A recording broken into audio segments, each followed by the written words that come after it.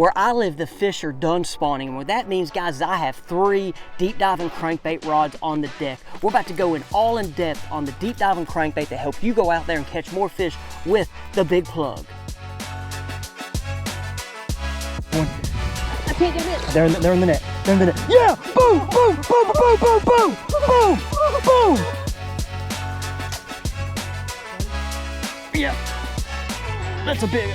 Guys, this month I love throwing the deep diving crankbait. I love catching fish with the deep diving crankbait. It's probably one of my strengths with fishing offshore. As you guys see, I have 3 right here. I'd have 2 more if I have enough room, but as you guys can see on my deck, I don't have enough room and I have almost too much rods as it is currently. Guys, I'm gonna first talk about the tackle and then I'm gonna go into the mindset that I had of why I think I catch a lot more fish with the crankbait than the normal angler. We're gonna go over the areas, retrieves, it all. But first, guys, the tackle is pretty important, okay?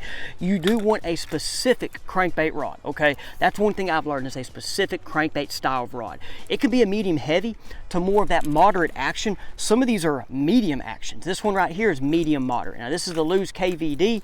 I have the Denali Covert Lights. I throw the Denali Attacks. I've thrown the Quantum. I still got a Quantum KVD down there just in case if something happens, guys. But the rod, the crankbait rod's the biggest thing. Because when it'll help you get a longer cast. And then when you load up on these fish, sometimes, guys, this thing's going fast in the water. They don't get it all right away. They might just get the tip. So when they get it, you want to have that rod load, okay? Load to where you do not pull it right out of their mouth, guys. So that's one thing that's very important with it. Guys, on the size of the rod, okay? Like, this is a 6 cents 500 DD. I'm gonna go over the crankbaits in a minute. This is more like an 8 to 10XD style crankbait with this rod. This is a 710 rod. But guys, like on my 6XD right here, got 6XD on. This is that 7.6 medium heavy crankbait. Love this rod right here. Caught a lot of fish with this one. But for your crankbaits that's in that 6XD style, 7.6 is fine. But then like right here, I have a 5XD. Same thing. I've got a 7.6 on this one as well, okay? And so that's one thing with it, like 7.6 I think is kind of my minimum. I know some people will still go 7.4s. My other one down here is just down here for extra is a 7.4, okay? I have something else on that's not a crankbait, not gonna talk about that. Now guys, crankbaits. I have 2 Strike Kings on right now. I love the 5XD. This thing is great, it's a sexy chartreuse color. I love the 5XD. Other crankbaits about this style, Spro has a good one. I love the 6 cents as well. And guys, you're gonna learn, like I have these 3 on, but I have 3 boxes of crankbaits. I throw them all from 6 cents, Strike King, Profound Outdoors, Spro. That's just the top of my head, some of the ones I do throw. Like the 6XD style right here. Another one, the 6 cents. They're their Cloud 9 series, the C15 or 18, the 20 I like. And then like right here, this is the DD series. So the DD series is more of a different bill, okay, than their Cloud series. The Cloud series, or as I call it, like this one right here, the 6XD, this bill is a little wider. This one's better at going through brush and timber, okay? Has a different action, a different wobble. And then this guy right here, this guy's more of that tighter, like those Spros. Those Spros are more tighter as well. I like to have, as you guys see, different types, okay? Different types with different wobbling actions, different colors. Like I got 3 different colors on right now, as you guys saw. And that's one thing with it when I'm fishing crankbaits offshore. There's a day they might want one color, or they want one type of action over the other. Or you can throw the one wider bill and then come back with the more narrow and come back with the more tighter action at those fish if they're really getting fired up on it. One thing about me, guys, too, is the line. I throw 12-pound test on it. On this big dude right here, I'm throwing 12-pound test. And on all these, I'm throwing 12-pound test. That 12-pound test, I believe, gets it deeper faster and also creates better action, okay? I know some guys with these deeper ones will go 14, 16. I'm getting this thing down there before you, and like I said, the action is just so much better with it, with that lighter line. And I can get further cast as well. Boom, boom, boom, boom, boom, boom, boom, boom, boom. Look at that. Oh my God. Look at that. The real speed, guys, I love the slower gear ratio ones, the ones in the 5 with more power. I know guys use the 7. They can throw that 7 and reel it fast. You know, they're going to reel it fast. It's going to get down there. Then they can slow down. I've always liked the 5. I love the speed retrieves. I'm going to talk about more of the retrieves a little bit later in the video. But guys, a 5 gear ratio reel has always been just fine and everything that I need. Okay, now one thing though that my mindset changed to where, like, when I started believing this and started doing this and not actually, I say, caring about this, I was getting more bites, but guys, you're gonna get hung up. I throw this in cover. I'm not afraid to throw this in wood. I'm not afraid to throw this in a brush pile. And that's one thing that I learned, that a lot of anglers, even people I get with me and fish, they're like, hey, I want to throw this in a brush pile. Yes, you're going to throw it in a brush pile. Guys, before forward facing, sonar out forward facing, we can see it, but before, we drop marker buoys, we would mark them and look and throw, and I would purposely, I mean, I'm trying to hit this thing to create that reaction strike, to create disturbance in the brush pile, to get those fish attention to come up. And there are times though where I would throw it and I wouldn't hit the brush pile, but I'd feel them. I think I just didn't know what was happening, but guys are coming out of the brush pile and eating these things. I've seen it with live scope, that they come out, but before live scope, we just throw, and sometimes you just be reeling, all of a sudden it just loads up, or you feel the thick. Sometimes it just kind of loads up and they're there. So guys, that's one thing, is I do not care about getting it hung up, okay? If your lake has a lot of underwater grass, hydrilla, moss, milfoil, you're gonna hit it and then just stop. Let that thing float up, and then you're gonna get that reaction strike as well. Don't just dig it down in there, okay? But guys, my mindset changed when I was like, hey, I'm gonna get it hung up. I might lose some, and it just is what it is. I feel like I get more bites because of that. When you hear about deep diving crankbaits, you hear about ledges, you hear about drop-offs, and yes, that's like an easy staple. And what they mean by that is like creek channel ledges. They mean flats near a channel drop, okay? Those fish are gonna hang around them channel drops, go up there and eat on them flats, and you're just trying to find that intersection of them. You can still catch them on the flats. That's why on the flats there might be your stumps, could be your shell beds still. And what I like to look for on like the ledges, guys, is areas that are going to be where fish are going to go out after they spawn. And you want, of course, I mean, you kind of look at the map, and guys, on your lakes, appreciate you guys watching today's video.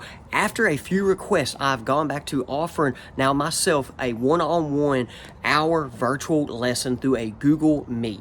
Okay, we used to do these through Fish the Moment, but I've had a few people reach out to me. I went ahead and started up, and man, we've had some success. If you are interested in a 1 hour virtual lesson, go down to my Jimmy Eastring Fishing Facebook, send me a message for more information.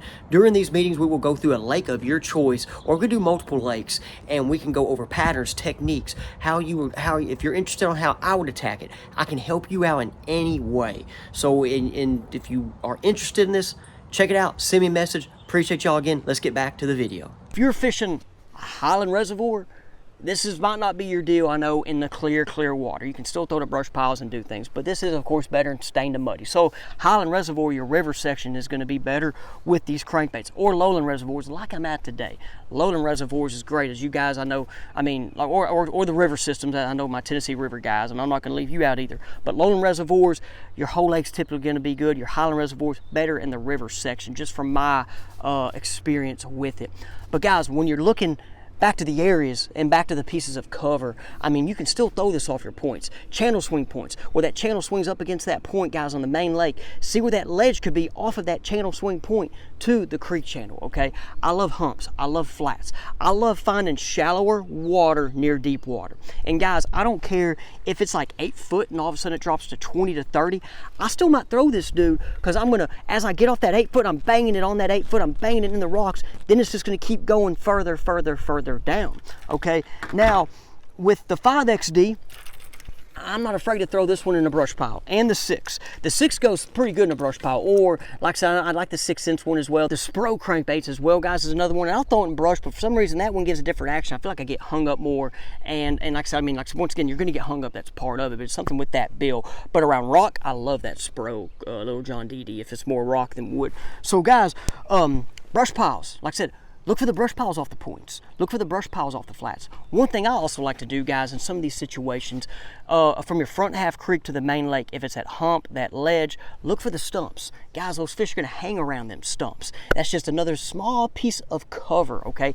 Let's say, you know, up there near the bank, let's say it's a main lake pocket, guys, and you see brim beds up there, or you know potentially there could be brims spawning up there, guys. Those bass are going to be off there hanging out in some of the other water nearby. That's one thing too, I know on some of my other smaller lakes that we would get on with these guys, is finding that first piece of cover near brim beds. And if that cover was a brush pile, 8 to 10 foot, 15 to 20 foot, some of them bass would use that and then go up there at night and eat them brim, okay? Or sometimes during the day, I don't know. But we'd go there, find them, and then throw this dude at them. And those can be in drains, those can be in guts. Those just don't gotta be, you know, they can be off your rounded points. They don't just gotta be on the ledges as we talked about earlier. Guys, we're about to talk about the retrieve, but I should have shared this one tip earlier, is a hook sharpener. Guys, these hooks that come on some of these crankbaits, they're very average hooks, and a hook sharpener is going to give you more highly percentage chance of getting fish in the boat. Now, when they come out of the package, yeah, I mean, that dude's sharp, but I'm still going to get a hook sharpener and sharpen out.